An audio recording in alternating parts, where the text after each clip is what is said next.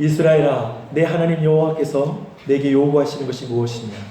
곧 내 하나님 여호와를 경외하여 그의 모든 도를 행하고 그를 사랑하며 마음을 다하고 뜻을 다하여 내 하나님 여호와를 섬기고 내가 오늘 내 행복을 위하여 내게 명하는 여호와의 명령과 규례를 지킬 것이 아니냐. 하늘과 모든 하늘의 하늘과 땅과 그 위의 만물은 본래 내 하나님 여호와께 속한 것이로되 여호와께서 오직 내 조상들을 기뻐하시고 그들을 사랑하사 그들의 후손인 너희를 만민 중에 택하셨음이 오늘과 같으니라. 그러므로 너희는 마음의 할례를 행하고 다시는 목을 곧게 하지 말라.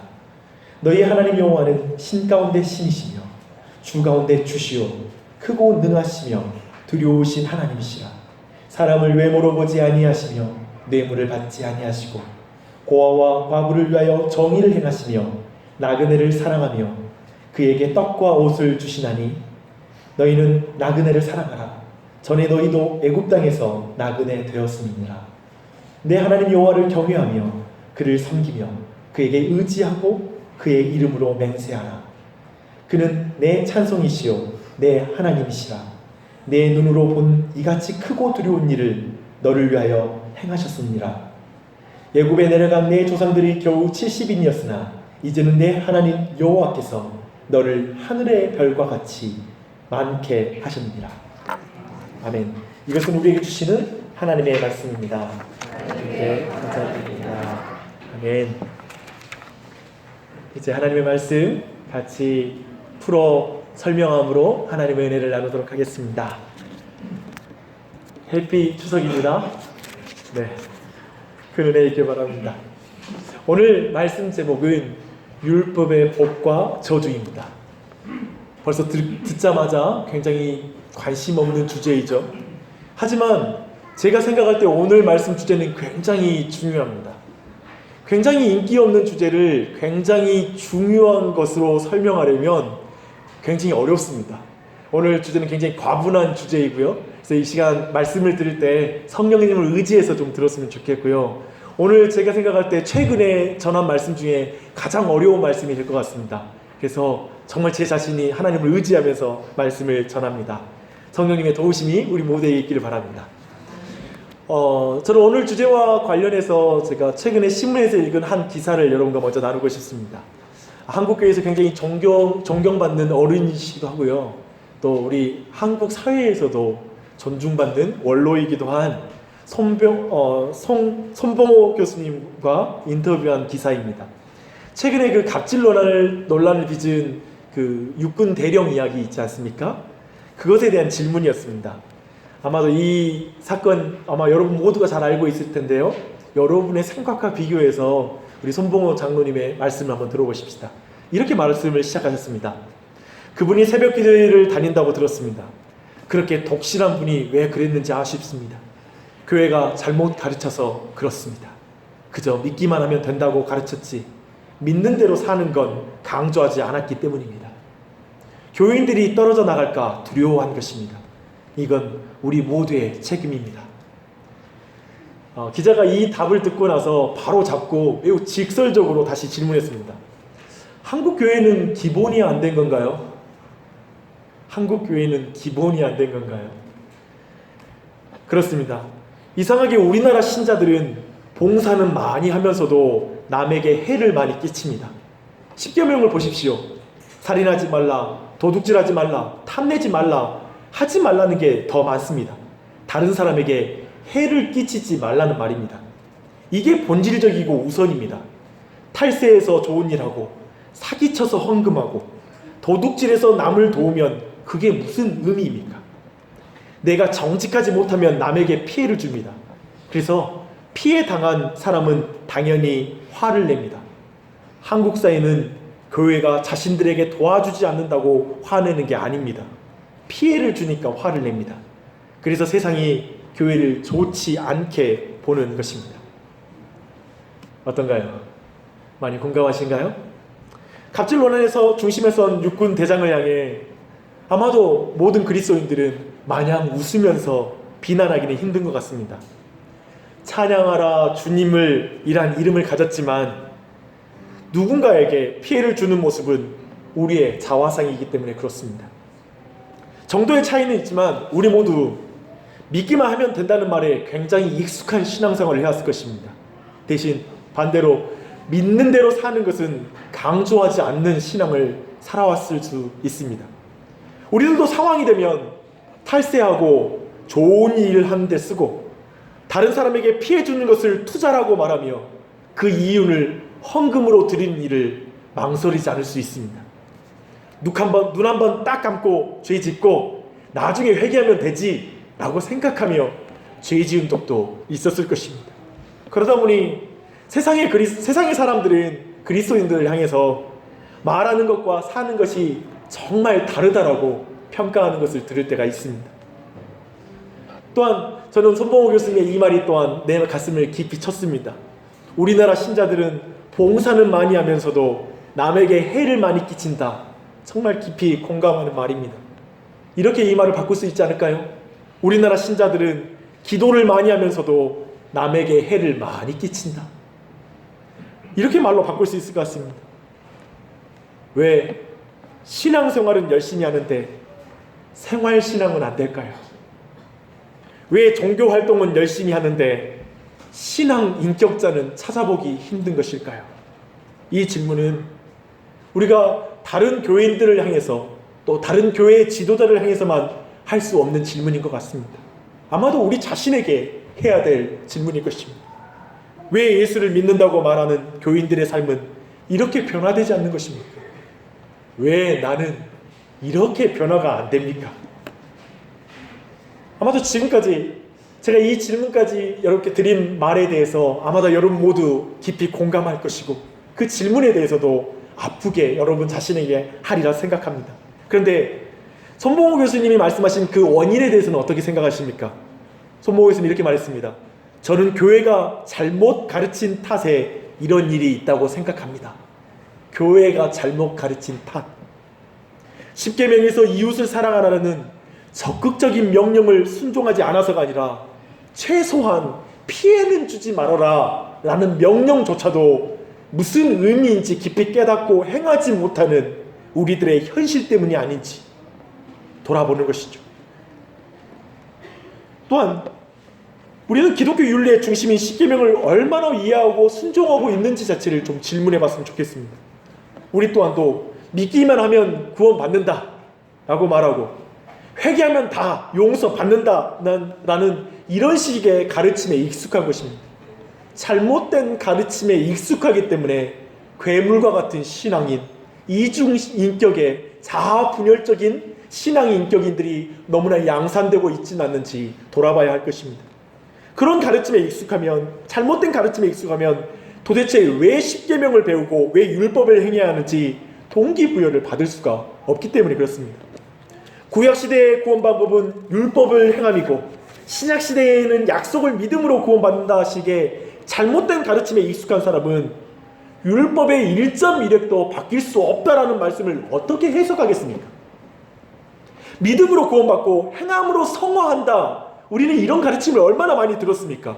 하지만 그런 식의 가르침으로 믿음과 행함을 분리해서 가르치는 그 가르침에 익숙한 사람은 그냥 구원만 받자라는 식으로 신앙하기 얼마나 쉽습니까? 은혜로 구원받고 율법을 행함으로 상급을 쌓는다 식의 잘못된 가르침의 설명을 들었을 때 그래 상급 안 받고 말지 이렇게 생각하면서 성화를 포기하고 그냥 막 사는 사람은 얼마나 많이 있습니까?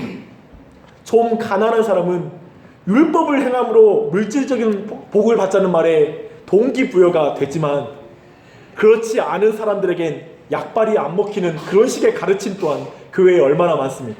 아시잖아요. 우리의 부모님 세대 때는 여러분 순종하십시오. 그러면 복 받습니다. 라고 말하면 그것 때문에 열심을 냈는데 우리는 그런 말하면 콧방귀 끼지 않습니까? 아예 행하지도 않지요. 이 모든 것이 잘못된 가르침입니다. 왜 예수를 믿는다고 말하는 교인들의 삶이 이렇게 변화되지 않을까? 왜 나는 이렇게 변화되지 않을까? 라고 말했을 때 기억하십시오. 잘못된 가르침에 우리 모두가 익숙하기 때문에 그럴 수 있다는 것입니다. 저는 특별히 은혜와 율법에 대한 근본적으로 이 둘의 관계, 둘의 개념에 대한 이해 결여가 심각한 우리나 오늘날 신앙의 어떤 치우침을 만들어냈다고 생각합니다. 쉽게 말하면 믿음과 행함의 관계에 대한 오해가 오늘날 교인들에게 너무나 많다는 것입니다. 특별히 믿음과 행함과 구원의 관계, 믿음과 행함의 성화의 관계, 이런 기독교의 매우 중요한 교리적인 이해가 결여되는 것, 그런 것들이 오늘날 혼란스러운 신앙을 만들고 있습니다. 이런 주제에 대해서 정리가 되지 않을 때 봉사는 많이 하나 다른 사람에게 피해주는 삶을 살아가는 것을 전혀 거리끼지 않고 행할 수 있는 신앙인이 만들어질 수 있는 것입니다. 또한 율법주의에 빠져서 어차피 우리 안에 의지가 강한 사람들은 교회 안에서 교만하게 서 있을 것이고, 율법주의에 빠져 의지가 약한 사람들은 스스로 나는 의지가 약하다, 행함이 부족하다라고 생각하며 비참하게 낙심해서 살아갈 수 있습니다. 또한 어떤 사람들은 복음의 자유를 외치면서 율법을 행하지 않는 무율법주의, 반율법주의가 되어서 방종하는 자유, 하나님의 말씀에 순종하고 다른 사람을 섬기는 자유가 아니라 내 마음대로 사는 자유를 만끽하면서 신앙생활하고 있는 사람이 이 자리에 있을 수 있습니다. 사실 이 주제는 신앙에서 굉장히 중요한 주제고, 많은 사람들이 10년, 20년 신앙생활에도 정확하게 정리가 안 된 주제이기도 합니다. 근데 오늘 저는 이 주제를 어쩌면 서론적인 주제를 나누고 마무리할 것 같습니다. 하지만 오늘 주제는 너무나 중요해요. 신앙 성장과 그리고 우리의 자기 정체성, 그리고 신앙의 과정들 가운데 굉장히 중요한 주제입니다. 은혜와 율법, 이런 큰 주제와 연결되는 주제입니다. 그래서 아마도 저는 조만간에 수요 저녁 시간대에 한 몇 주 정도 이 은혜와 율법의 관계에 대한 공부를 할 것 같습니다. 그때 좀 더 자세하게 공부하기로 하고, 오늘 말씀 특별히 율법의 복과 저주에 대해서 한번 살펴보십시다. 오늘 첫 번째 우리가 함께 보고 싶은 것은, 오늘 이 율법의 문제를 신명기의 큰 흐름에서 한번 살펴보도록 하겠습니다. 이제 곧 이스라엘 백성은 가나안 땅에 들어갈 것입니다. 가나안 땅에 들어가지 못하고 곧 자기가 죽게 될 것을 모세는 알고 있어요. 그래서 모세가 이스라엘 백성들을 모압 평지에 모아놓고 설교를 합니다. 신명기는 바로 이 설교의 대부분이 신명기에 실려 있습니다.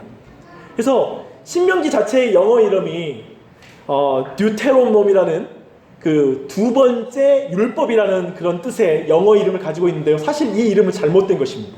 원래 시내산에서 받았던 율법을 해석해주고 설명해주는 설교다라고 생각하면 그냥 해설서이지 두 번째 율법은 아니죠. 그렇다면 이 오늘 신명기 자체가 이렇게 설교문이기 때문에 사실 모세오경의 핵심적인 메시지를 매우 요약적으로 다루고 있다는 것에 있어서 우리는 신명기에서 참 많은 말씀을 은혜 가운데 받을 수 있습니다. 특별히 너무나 유명한 말씀이 있는데요, 오늘 그 유명한 말씀을 먼저 살펴보려고 합니다. 이것이 오늘 본문과도 연결이 돼요. 6장 4절로 5절입니다.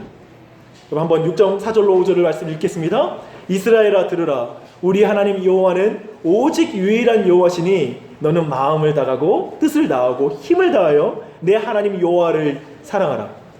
유대인들은 이걸 쉐마라고 말했는데요, 근데 이 쉐마의 말씀이 얼마나 중요했는지 아침 저녁으로 이걸 외웠다고 합니다. 굉장히 자주 외운 것이죠. 굉장히 중요해요. 근데 오늘 이 쉐마의 말씀은 핵심적으로 두 가지의 핵심을 찾을 수 있는데요, 그 첫 번째 핵심은 두 가지 동사예요. 뭐냐면 들으라 라는 것과 사랑하라 라는 말입니다. 들으라 라는 말에 히브리어는 쉐마 이스라엘이라고 말하고, 사랑하라 라는 건 뭐냐면 아하바 라는 말입니다. 근데 이 자체 쉐마의 의미 자체는 뭐냐면 영어 성경으로는 listen이라고 번역이 됐어요. 근데 이건 단순히 듣는 것을 넘어서서 반응하는 것을 포함한 표현이에요. 그러면 쉽게 말해볼까요? 듣고 나서 반응하는 게 뭐예요? 그걸 우리는 다르게 이렇게 말할 수 있어요. 순종하는 것, obey라고 번역하는 게 훨씬 정확한 번역입니다. 그래서 듣고 순종하는 것이죠. 그렇죠? 듣고 행하는 것, 순종입니다. 그리고 또한 이 사랑하라는 감정도 마찬가지예요. 단순히 영어에서 어떤 감정적이고 느끼는 차원의 사랑이 아니라 이것은 결단하는 사랑이에요. 그래서 이것을 다른 식으로 쉽게 표현하면 헌신하다라는 말로 표현될 것입니다. 근데 그 말씀이 어우러지는 게 뭐죠? 마음을 다하고 뜻을 다하고 목숨을 다하여 이런 모든 걸 통하여 지정의와 전인격과 모든 걸 다하여 하나님께 헌신하고 하나님께 순종하라 라고 말하는 것이 바로 이 말씀입니다. 근데 하나님을 향해 이렇게 절대적인 순종과 전적인 헌신을 요구하는 게 좀 과하게 보이지 않으세요? 하나님 너무 지나치는 거 요구하지 않으세요? 하나님 제 반쪽의 마음은 드릴 수 있지만 전부는 힘듭니다. 어쩌면 되게 어려운 요구처럼 느껴집니다. 근데 이거에 대한 답은 뭐냐면 쉐마의 두 번째 핵심이 바로 그걸 답합니다. 뭐냐면 그는 유일하신 하나님이기에 여호와이시기에 나의 반쪽이 아니라 나의 모든 것을 받기에 합당한 분이라는 것입니다. 10장 14절의 말씀처럼 그분은 하늘과 땅의 모든 만물의 유일한 주인이십니다. 이 시간 우리가 예배하는 분은 17절이 말하는 것처럼 신 가운데 신이며 주 가운데 주시고 구원하시고 우리를 택해 주신 유일하신 하나님이십니다. 날 사랑하는 유일한 분이십니다. 날 사랑하사 모든 것을 주고 사랑했기에 나의 모든 사랑과 나의 모든 순종과 나의 모든 걸 더한 헌신을 받기에 합당한 분이십니다. 그래서 그분의 요구는 과한 요구가 아니라 우리 모두에게 다 드릴 수 없어 죄송한 요구일 뿐입니다. 쉐마는 이 들은 말씀 곧 율법을 하나님께 순종하는 것과 전인격적으로 헌신하는 것과 연결시켜서 말하고 있습니다. 그렇다면 우리는 주님의 말씀을 대할 때 어떤 태도로 대해야 됩니까? 하나님께 온전히 순종하고 하나님께 온전히 헌신하는 중심으로 주의 율법과 말씀을 대하는 것이 합당할 것입니다. 지금도 그렇습니다. 오늘날에도 주님을 사랑하는 사람들은 주의 말씀을 사랑합니다. 그리고 그 말씀을 순종하는 것이 답니다. 주님께 충성된 자는 주의 말씀에 충성됩니다. 주님께 신실한 자는 주의 말씀에 신실합니다. 이것은 오늘날에도 반복 동일하게 이루어지고 있죠. 근데 이렇게 온 마음과 뜻을 다하여 온전히 순종하고 헌신하는 이 주님의 율법을 행하는 것은 분명한 목적을 향해 이제 발전합니다. 하나님의 율법에 순종하는 제사장 나라가 되는 것으로 이 목적이 향하는 거예요. 주의 율법은 우리를 제사장의 나라가 되게 합니다. 율법이 하나님의 성품을 드러내는 거잖아요. 하나님이 누구신지를 율법은 나타내요. 그렇다면 하나님의 목적이 뭔지 아세요? 우리를 구원하고 창조하고 택하신 목적은 뭐냐면 우리가 하나님의 성품을 담는 것, 우리가 하나님의 형상을 담는 게 하나님이 우리를 구원하고 창조하고 이끄시는 목적이에요. 제사장 나라인 이스라엘이 율법에 순종하면 열방은 이스라엘에게서 하나님의 얼굴을 보는 거예요. 하나님의 형상을 보는 거예요. 그래서 그 사람들이 하나님 앞에 돌아올 거예요. 이게 하나님이 이스라엘 백성에게 가지신 계획입니다. 주 안에 사랑하는 여러분, 천국에 가는 것이 구원의 목적이 아니라 하나님 닮는 것이 구원의 목적입니다. 목사님 무슨 말씀이세요? 제가 보니까 나 지금 천국에 갈 걸 믿습니다 라고 말하면서 주님 닮는 것에 관심 없는 사람들이 있더라고요. 예전에 제가 말했잖아요. 나는 천국에 가고 싶다고 말하면서 주님과 함께하는 건 별로 안 좋아한다고. 천국이 하나님과 영원히 함께하는 곳인 것을 모르는 거예요. 다른 천국관을 가지고 있는 거예요. 하나님이 우리를 택하고 구원하고 창조하신 목적은 주님을 닮는 것입니다. 하나님의 형상을 회복하는 것입니다. 어떻게 해서든 천국 가는 게 목적이 아니라 예수님을 닮아가다가 천국 가는 게 인생의 목적이 되어야 됩니다. 그게 율법이 우리에게 가지고 있는 더 큰 목적이죠. 근데 이제 방금 전에 우리가 6장을 통해서 율법의 어떠한 목적과 그리고 그 동기를 우리가 살펴봤다면 이제 신명기 10장에서는 쉐마를 좀 더 자세하게 우리에게 설명하고 있어요. 6장에서는 유일하신 하나님께 순종하고 헌신하는 핵심이 바로 율법이다, 율법으로 표현된다라는 걸 우리가 살펴봤다면 10장은 율법이 주신 목적을 다른 각도에서 설명해 줍니다. 13절이에요. 내가 오늘 내 행복을 위하여 내게 명하는 여호와의 명령과 규례를 지킬 것이 아니냐. 하나님께 절대적인 순종과 전적인 헌신을 드리는 율법이 사람을 옥죄는 것처럼 느껴지는 사람이 있습니까? 그 사람들은 이 말씀을 주목해야 됩니다. 하나님께서 우리를 행복하게 하기 위해서 율법을 주셨다고 말하는 것입니다. 율법은 선합니다. 그래서 사도 바울이 이 말씀을 염두에 두고 이렇게 말합니다. 율법은 거룩하고 계명도 거룩하고 의로우며 선하도다. 율법은 거룩하고 선하고 의로운 것입니다. 아름다운 것입니다. 왜냐하면 율법은 순종하는 자들에게 행복을 주는 것이기 때문에 그렇습니다. 율법은 순종하는 자들을 기쁘게 합니다. 하나님은 인간의 기쁨을 착취하여 기뻐하는 신이 아니라 자신이 가지고 있는 기쁨을 인간에게 나눔으로 자신의 기쁨을 더욱더 확장하며 충만케 하는 하나님이십니다. 선하신 분이시죠. 말씀은 날 괴롭히고 주려고 주는 게 아니라 날 더 기쁘게 하기에 주어진 거거든요. 말씀에 순종하면 순종하게 하는 자에게는 기쁨이 넘쳐나도록 만들어놨습니다. 그것이 율법을 주는 목적이라고 말씀하시는 이 말씀이 너무나 은혜로 와닿지 않습니까? 감사하지. 우리가 좀 그렇게 느끼지 않아서 어렵지만 아무튼 목적은 그렇다니까 여기에 대한 아멘하고 동의해 주시고 이거 사모하고 갔으면 좋겠어요. 이렇게 보면 말씀에 순종하는 것은 기쁨을 빼앗기는 고역이 아니라 기쁨을 얻는 수단입니다. 믿으십시오. 지금 기쁨 있으세요? 뭐 때문에 기쁘세요? 왜 슬프세요? 다시 기쁨을 회복하고 싶으세요? 사흘치 기쁨이 아니라 영원한 기쁨. 그 기쁨은 영원하신 하나님의 말씀에 순종할 때 영원한 생수와 연결되어 있을 때 기쁨이 영원한 것입니다. 그 기쁨을 추구하십시오. 이 순종의 기쁨은 이제 율법의 내용으로 연결이 돼요. 뭐냐면 이스라엘 안에만 머무는 것이 아니에요. 율법은 고아와 과부, 이주민, 다문화 가정과 그리고 같은 그런 나그네들을 사랑하는 것으로 나아가요. 놀랍죠? 이렇게 신명기 율법은 하나님 사랑과 이웃 사랑, 그 사랑을 충실하게 이방 땅에서 행함으로 말미암아 구별되고 거룩되고 의롭고 선한 민족으로 하나님이 이끌기 위한 하나님의 선하신 약속이에요. 말씀이에요. 마태복음은 정확하게 예수 그리스도를 통하여 예수 그리스도의 쉐마를 우리에게 이 내용을 요약해주고 있습니다. 한 서기관 중에 한 사람이 예수님께 가서 무엇이 율법 중에 가장 큰 계명이냐고 물어봐요. 그때 예수님이 이렇게 말해요. 쉐마를 말해요. 첫째는 이것이 이스라엘아 들으라. 주 곧 우리 하나님은 유일한 주시라. 마음을 다하고 목숨을 다하고 뜻을 다하고 힘을 다하여 주 너의 하나님을 사랑하라 하신 것이요. 둘째는 이것이니 내 이웃을 내 자신과 같이 사랑하라. 참으로 율법은 1.1획도 변화가 없다라고 예수 그리스도는 말씀하십니다. 우리는 이렇게 생각해요. 이제는 구약에는 너무 복잡한 율법이 있었지만 예수님 믿고 나면 이제 복잡하게 믿을 필요 없어. 율법은 이제 더 이상 내가 상관없어 라는 식으로 이해하고 있는데 아니요.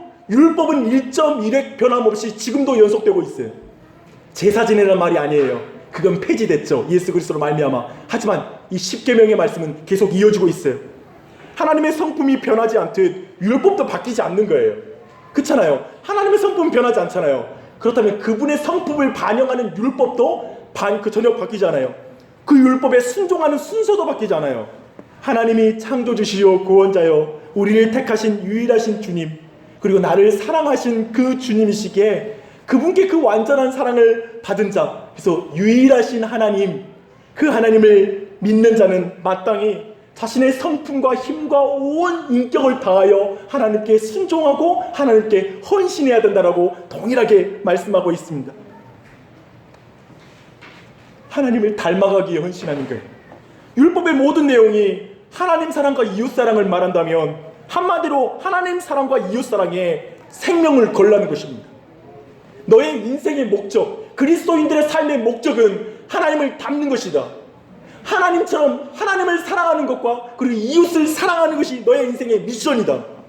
인생의 목적, 가정의 목적, 모든 방향을 거기에 맞춰라 라고 우리에게 요청하고 있는 것입니다. 그러면 순종을 통해 신자들은 기쁨을 맛보게 될 것이다. 하나님 사랑과 이웃 사랑의 율법을 행함으로 너는 많은 사람들에게 하나님의 자녀라 일컬음을 받게 될 것이다. 이 모든 것은 전혀 변치 않고 오늘날에도 그대로 적용됩니다. 율법은 그대로 유지되고 있습니다. 그런데 얼마나 하나님 사랑해야 될까요? 그런 질문이 생기죠. 얼마나요? 아까 우리가 다뤘긴 하지만 그 수준에 대해서 한번 주목할 필요가 있어요. 이 또한 구약과 신약의 차이가 없어요. 구약도 마음과 뜻과 힘을 다해요. 신약도 마찬가지예요. 똑같이 사랑을 요구해요. 신명기 10장 16절은 마음의 할례를 행하여 율법을 행하라고 말하고 있습니다. 이 마음의 할례는 무슨 뜻이냐면 하나님을 올바로 사랑하지 못하도록 마음을 가로막는 모든 완고함을 제거하라는 거예요. 문제는 이 완고함을 제거한 사람이 아직까지 없다는 거죠. 스스로 자기 힘으로 이 완고한 마음을 제거한 사람이 없어요. 그런 의미에서 다 율법을 지키는데 실패했어요. 그 정도의 요청은 또한 11장 1절에 또 나와요. 그런즉 내 하나님 여호와를 사랑하여 그가 주신 책무와 법도와 규례와 명령을 항상 지키라.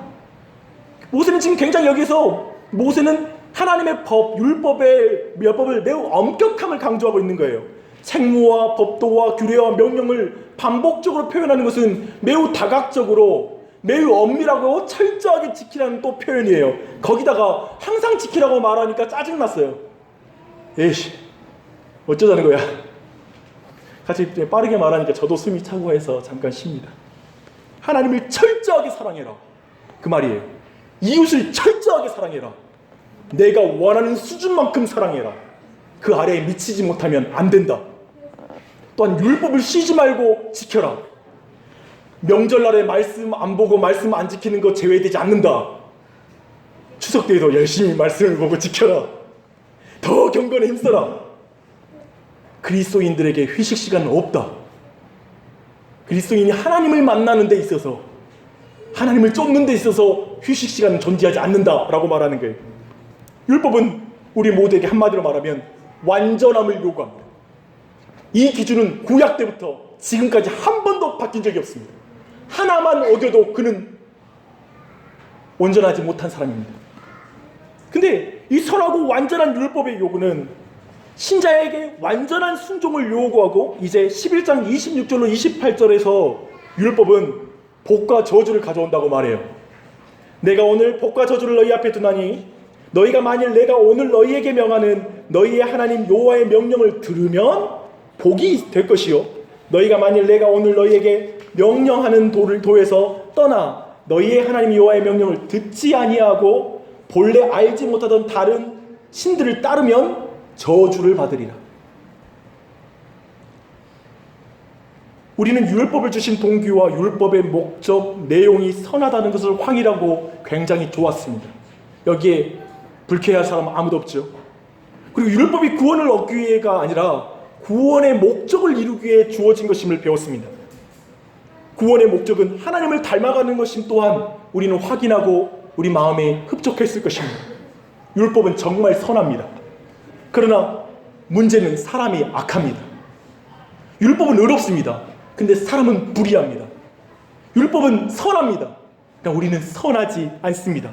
그래서 율법을 완전한 수준으로 지켜야 되는데 지키지 못하는 이 문제, 항상 지켜야 되는데 항상 못 지키는 문제, 이 문제 앞에 우리 모두가 봉착합니다. 우리는 자연스럽게 이제 이 정도 신명기의 율법 설명을 들으면 이제 이 기준 앞에서 절망감을 느낄 때가 되었습니다. 누가 항상 하나님이 원하시는 만큼 이웃을 사랑하고 하나님을 사랑할 수 있단 말입니까? 그래서 이것을 로마서 7장 9절로 10절은 이렇게 표현합니다. 율법이 들어온 것은 범죄를 더하게 하려 함이라 그렇게 느껴져요. 전에 율법을 깨닫지 못할 때에는 내가 살았더니 계명이 이름에 죄는 살아나고 나는 죽었도다. 생명에 이르게 할 그 계명이 내게 대하여 도리어 사망에 이르게 하는 것이 되었도다. 그치요? 교회 다니면서 말씀 깊이 알아갈수록 이 말이 뭔지 더 압니다. 10가지를 깨닫는 사람보다 100가지를 아는 사람이 자기의 행하지 못한 목록이 많아져서 교회는 다닐수록 자칫 잘못하면 죄책감이 느껴지는 법입니다. 그래서 이 말이 무슨 말인지 단내가 나면서 말할 수 있습니다. 이쯤 되면 우리 안에 이런 말이 나옵니다. 하나님은 왜 지킬 수 없는 것을 지키라고 요구하시죠? 지키지 못하면 반드시 저주를 받을 것이라는 결과를 보면 율법은 선하지 않는 게 분명합니다. 하나님은 정말 내가 이룰 수 없는 정도의 분량의 어려운 과제를 내놓고 하나 못하면 때려잡으려고 기다리는 분이시고 선하지 않아 라고 우리는 외치게 됩니다. 이렇게 외치는 사람은 율법을 주신 지금 하나님의 의도에 근접했어요. 놀랍게도 이런 마음을 가지신 분이 계시다면 지금 진리에 가까이 가 있어요. 지금 성경이 율법을 통해서 주고자 하는 핵심 메시지에 지금 다다라 있습니다. 이걸 보려면 좀 더 봐야 돼요. 31장 말미에 보면 모세는 충격적인 반전을 우리에게 안깁니다. 거의 식스센스라는 영화의 마지막 반전급이에요. 이렇게 말합니다. 율법책을 이제 모세가 이제 마지막 설교예요. 끝 마무리에 이제 이스라엘 백성에게 다 전하고 나서 마지막 마무리예요. 율법책을 가져다가 너희 하나님 여호와의 언약궤 곁에 두어 너희에게 증거가 되게 하라. 내가 너희의 반역함과 목이 곧은 것을 아나니 오늘 내가 살아서 너희와 함께 있어도 너희가 여호와를 거역하거든 하물며 내가 죽은 후의 일이랴. 내가 알거니와 내가 죽은 후에 너희가 스스로 부패하여 내가 너희에게 명령한 길을 떠나 여호와의 목전에 악을 행하여 너희의 손으로 하는 일로 그를 경노하게 하므로 너희가 후일에 재앙을 당하리라 하니라. 모세는 말해요. 지금 무슨 말이에요? 나도 이스라엘 백성이 율법에 순종하지 못할 것 알고 있다. 결국 포로로 흩어질 것이고 그것도 내가 예상하고 이미 보고 있다. 너희들에게 주어진 땅에서 흩어질 것이다. 쫓겨날 것이다. 마치 아담과 하와가 에덴 동산에서 말씀을 지키지 못해 결국 그 동산에서 쫓겨난 것처럼 너희도 쫓겨날 것이다. 난 그것을 보고도 율법을 전했고 너희들에게 순종하라고 요청한 것이다. 왜냐하면 나는 하나님의 복음을 보고 있기 때문에 그렇다.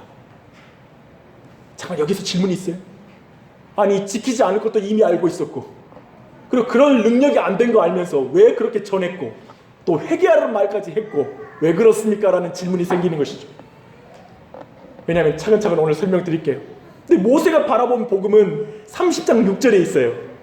내 하나님 여호와께서 내 마음과 내 자손의 마음에 할례를 베푸사 너로 마음을 다하여 뜻을 다하여 내 하나님 여호와를 사랑하게 하사 너로 생명을 얻게 하실 것이며, 모세는 분명히 율법을 통해 확인했습니다. 이스라엘의 육체의 행위와 열심으로 종교인은 될 수 있으나 의인은 될 수 없다라는 걸 계속 보는 거예요. 하나님의 율법을 대할 때 인간의 행위로는 하나님의 기준에 전혀 미칠 수 없는 것을 율법을 통해 거듭해서 확인하고 있는 것입니다. 안 들을 테니까 말씀 안 전하는 게 아니라 말씀 다 전함으로 그것에 못 미치는 사람들의 영적인 형편을 그대로 드러내는 거예요. 인간의 행위로 주님께 다다르려는 모든 율법주의자들의 한계를 적나라하게 지적하고 있는 것입니다. 그러나 모세는 복음을 발견해요. 오직 하나님이 복음이라는 거예요. 복음의 뜻은 뭐냐면 하나님이 해주시겠다는 거예요. 우리가 스스로의 힘으로 할 수 없는 것을 하나님이 해주시겠다라는 그 약속이 바로 복음이에요. 하나님과 이웃을 온전히 사랑하는 것을 방해하는 모든 완고한 마음을 제거하시는 것은 참으로 하나님만의 사역입니다. 누가 우리 마음에 이 완고한 마음에 할례를 줄 수 있단 말입니까? 예스겔은 이 복음을 이렇게 다시 반복해서 증언해요. 또 새 영을 너희 속에 두고 새 마음을 너희에게 주되 너희 육신에서 굳은 마음을 제거하고 부드러운 마음을 줄 것이며 또 내 영을 너희 속에 두어 너희로 내 율례를 행하게 하느니 너희가 내 규례를 지켜 행할지라. 내 규례를 지켜 행할지라. 내가 너희 조상들에게 준 땅에서 너희가 거주하면서 내 백성이 되고 나는 너희 하나님이 되리라. 예레미야는 이것을 또 반복해서 이렇게 증언합니다.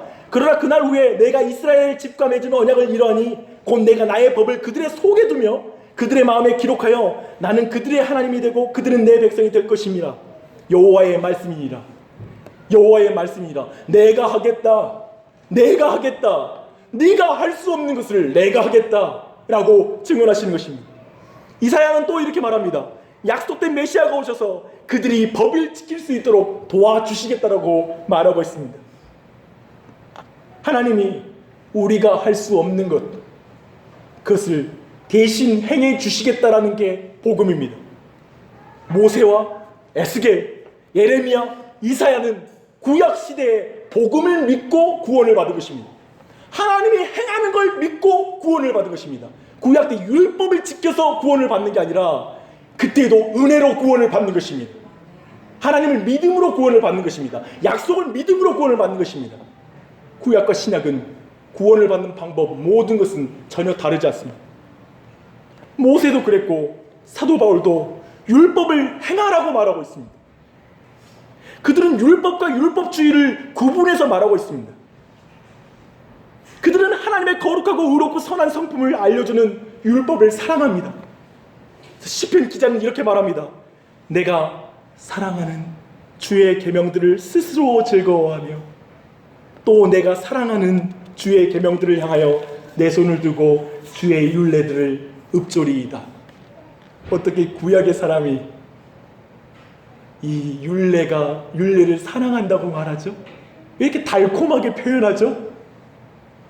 그들은 율법을 통해 보는 하나님의 지극히 거룩하심과 의로우심과 그 선하심으로 그 마음에 기쁨이 가득 찬 것입니다. 말씀을 속박으로 느껴지지 않고 그들을 자유케 하는 말씀으로 느끼는 것입니다. 그러나 그 율법을 자신이 완전하게 행할 수 있는 율법으로 보기 때문에 그런 게 아닙니다. 그 자신은 그런 면에서 율법으로 의로워지려고 하는 율법주의를 철저하게 경계하는 사람들입니다. 자기 힘으로 율법을 지켜 하나님의 사랑을 받고 하나님께 용납받겠다는 생각을 그들은 하지 않습니다. 참으로 그 율법 앞에 자신이 저주받을 수밖에 없는 자임을 분명히 알았습니다. 그리고 그들은 율법을 통해 제일 먼저 배드 뉴스를 들었습니다. 나쁜 뉴스, 슬픈 뉴스를 먼저 들을 것입니다. 그들은 너희가 언약을 깨뜨렸으니 나도 너희를 끊어내고 저주하고 영원히 던져버릴 것이다 라는 하나님의 음성을 말씀 통해 분명히 들었습니다.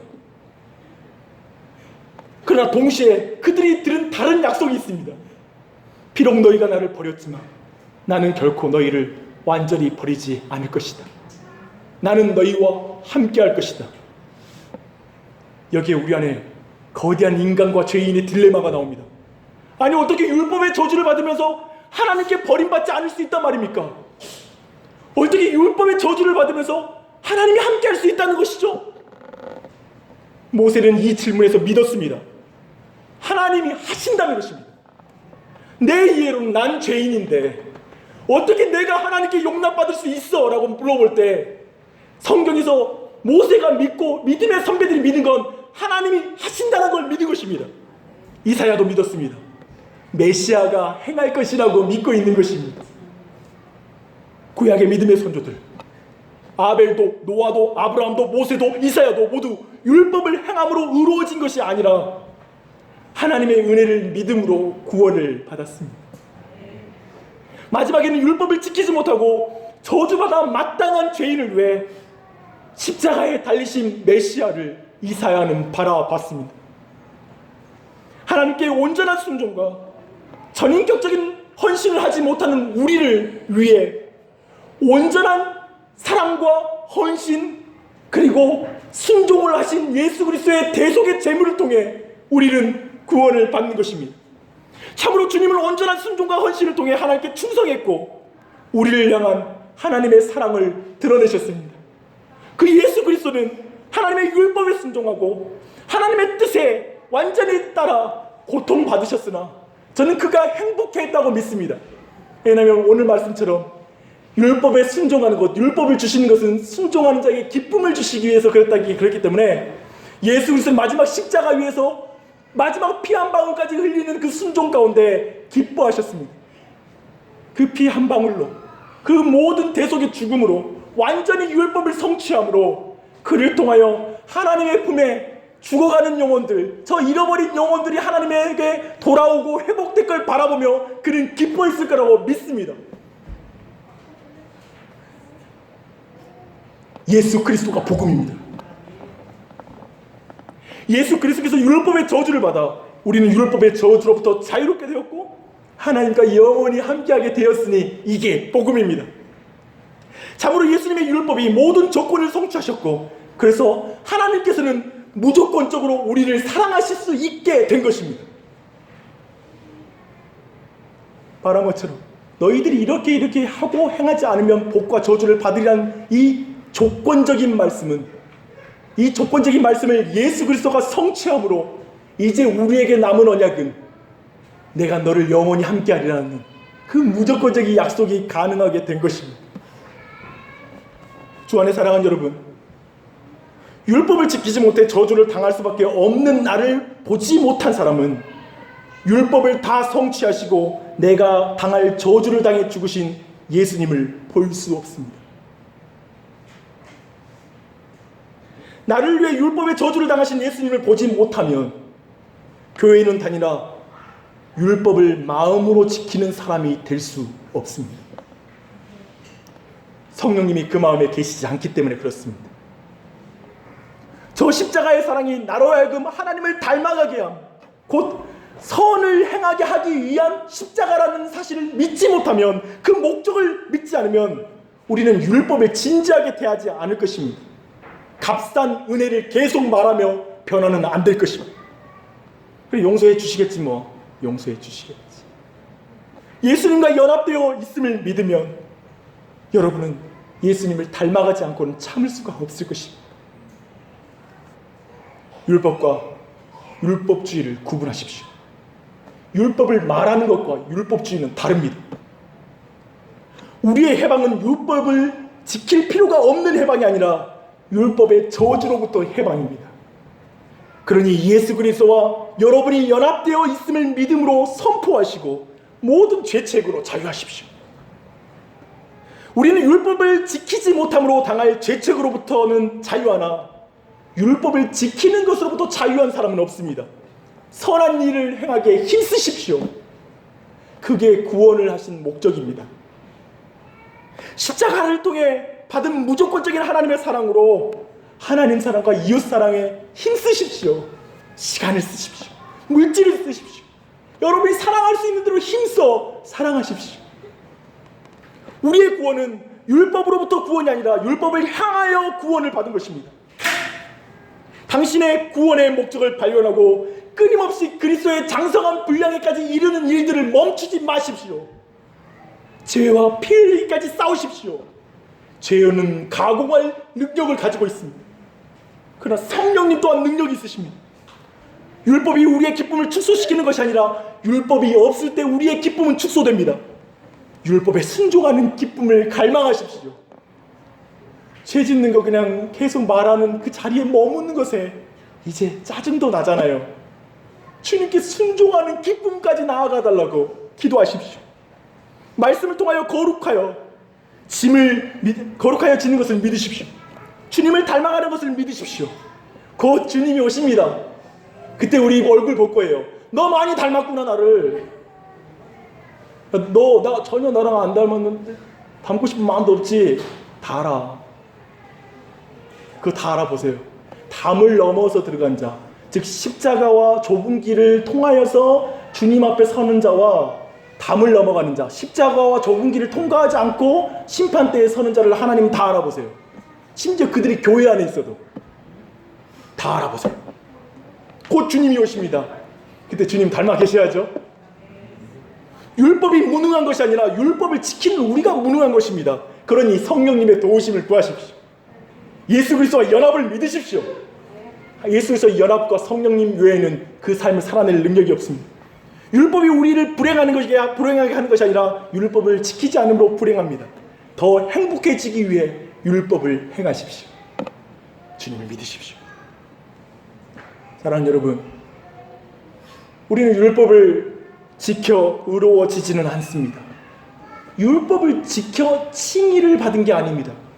하지만 율법을 통해서 의로우신 예수님께 의지하는 걸 배웁니다. 그리고 의로우신 예수님을 만난 사람은 율법을 행함으로 열매를 맺습니다. 이 일은 오직 예수 그리스도와 연합을 통해서만 이룰 수 있고 성령님의 도심을 통해서만 이 일은 계속 지속될 수 있습니다. 성령 충만함은 이때 구하는 거예요. 성령 충만하십시오. 예수 그리스도와 온전히 연합된 줄 믿으십시오. 믿음을 달라고 구하십시오. 그래서 에레미야, 에스겔, 이사야가 그토록 소망했던 은혜를 여러분이 지금 받아 누리는 것입니다. 그들은 멀리 바라보며 가졌던 믿음을 여러분 지금 받아 누리는 것입니다. 그런 은혜가 있기를 바랍니다. 그러면 세상 사람들이 야, 저 교회 사람들은 하나님의 나라 사람들이네. 저 교회는 하나님이 계시네. 하나님 성품을 많이 닮았네. 라는 말 듣는 칭찬 최고죠.